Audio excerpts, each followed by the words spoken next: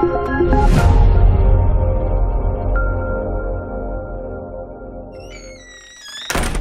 got 5 on. Yo, what's good, man? It's Abwon. This is Before You Watch. Spoiler-free reviews. My last review was for Umbrella Academy. That was viewer recommended. Definitely go check that out. I'm stumbling over my words. I'm so hyped. If this is your first time tuning in, I give you spoiler-free reviews along with other content, new videos every week. So, you know what I mean? You might want to subscribe. Actually, you should have subscribed yesterday because you're already late to the party, but better late than never, right? So there's only a handful of directors out there that I really get hyped to watch their films. Christopher Nolan is at the top. The Wachowskis were up there, but I feel like they need to go back to the drawing board. M. Night Shyamalan, I don't know how long that's gonna be. David Fincher, I love everything that he does. And Jordan Peele is the newest entry. I never liked Key and Peele. I was never a fan of Key and Peele ever. Keanu, which was my second review of all time on this channel, I hated that movie, but I thought it was very well done in terms of the cinematography. But when I saw Get Out, I said, yo, man, this guy made a horror movie on subject matter that everybody talks about, but nobody really acknowledges. And you don't ever see it in films. So when this film came out, Us, first off, I didn't even know it was coming out. I was on Twitter one day and I saw him tweet like a poster and I said, yo, this guy got a new movie coming out. Oh my God, I can't wait. Then I saw the trailer the day of the Super Bowl. Yo, I must have saw that trailer like 10 times. From the music to the visuals, I said, yo, Jordan Peele really got me antsy to watch this film off a trailer. The first thing I'm going to tell you about this film, because everybody's gonna want to know. This film is not a sequel to Get Out. I heard it is in the same universe. I'm gonna have to watch it again to figure out the Easter eggs. But this is not a socially or racially driven film like Get Out was. So if you're looking for a film with like a subliminal meaning, oh, does it mean that black people this and white people that? Nah. This movie is pretty much straightforward, a horror film. But that does not mean you won't be discussing this film with your peers weeks after watching it, because you definitely will. And I can almost guarantee you're going to watch it multiple times because you're going to miss some things. This movie speaks more on the human race as a whole than it does individual races. And if I were to expand on that, I'd spoil the movie for you, so I can't even do it. You're just going to have to watch it. Now, this movie is not scary. I mean, scary movies to me aren't scary, but it is extremely creepy. It can be very eerie in times. But the adjective to use is intense. That's the perfect word to describe this film. It's intense, like really, really intense. There's maybe 7 or 8 characters in this entire film, but all of them play their part. Like, the acting is top notch from top to bottom, from the main character to somebody you see on the screen maybe for like 3 to 4 minutes. The acting is definitely top notch. And the villains in this film, I'm not going to give too much away, but the villains in this film, they don't speak. So that's why I felt the acting had to be on point, because if you're not engaging the viewer by dialogue, you have to keep them engaged by your actions, and they definitely do that. So, but Lupita, oh my God, this woman was amazing. She was amazing, from playing herself and an alter ego on the screen at the same time.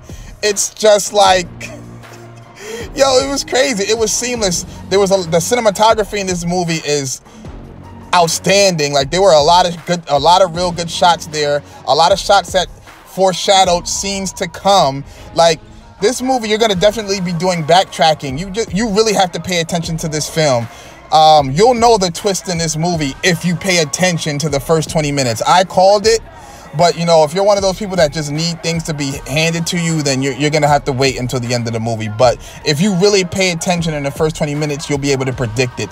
But this movie is more about the ride than it is the destination, if you understand what I mean by that. Because every character plays their part. So the son is pretty much a pyrotechnic in training. The daughter's a track star. Lupita, you know, has PTSD. And Winston Duke, the father, is pretty much comedic relief. Like, he's just he's a pansy, he's a fake thug. Well, actually no, he's not a thug, but he tries to play the tough guy. He's not really tough. He's a pushover. But as a family, though, they work really well. It's got its scenes where it's really lighthearted and funny, but it doesn't take away from the pacing. So even though they may make jokes here and there, it's still a very, very intense scene, but it just eases you up for a little bit. Once this movie gets going, it does not stop. It gives you a little backstory from maybe the first 15 minutes, but the second that scene happens, you know, from the trailer where he's like, if you want to get crazy, we could get crazy, where the doppelgangers come to show up at the house. Once that scene happens, it doesn't let up. It just doesn't let up. I needed to use the bathroom, and I absolutely had to wait maybe 35 minutes. And when I went to the bathroom and came back, I missed a pivotal part of the movie that was shown at the end.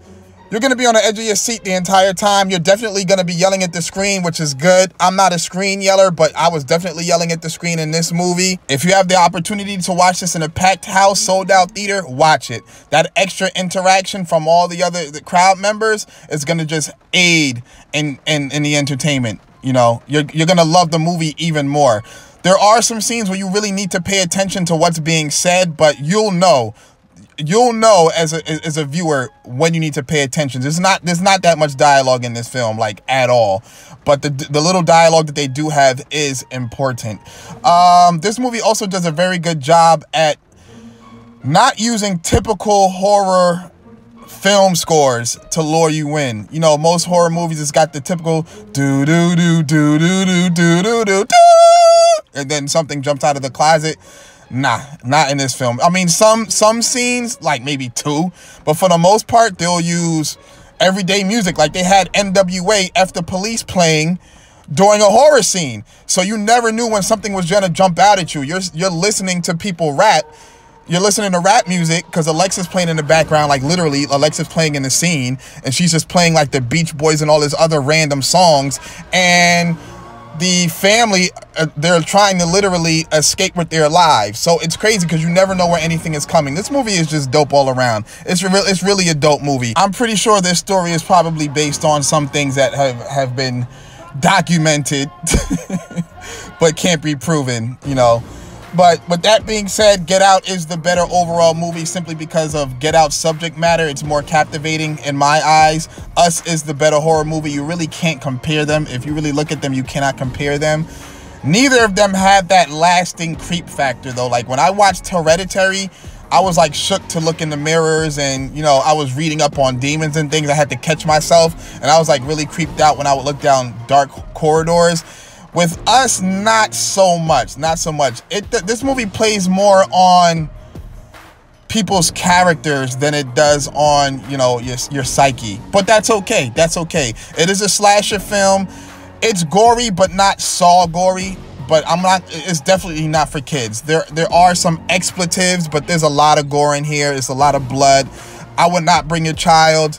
You know, bring your teenage child if you want to, but have some type of discretion, man. Like, don't bring your 7-year-old. Like, come on, let's be real parents out here, guys. I'm definitely gonna check this movie out again. I would advise you to check it out again. It's gonna be all over your social media platforms for probably the next 3 weeks. You're gonna see memes left and right. I'm gonna give this movie a strong 8.9. A strong 8.9. The reason why I wouldn't give it a 9 is because I predicted the ending early in the game, but you know, the twist is still pretty good. It's not on M. Night Shyamalan's Sixth Sense Unbreakable level, but it's still a pretty good twist, man. Check it out. Let me know what you thought. 8.9, like I said, you know what I'm saying? Tell a friend to tell a friend. Subscribe, hit me up in the comments and let me know what you thought. I know everybody and their mom wanted me to review this, so I'm happy to give it to y'all. That's about it, man. Make sure you subscribe. Peace.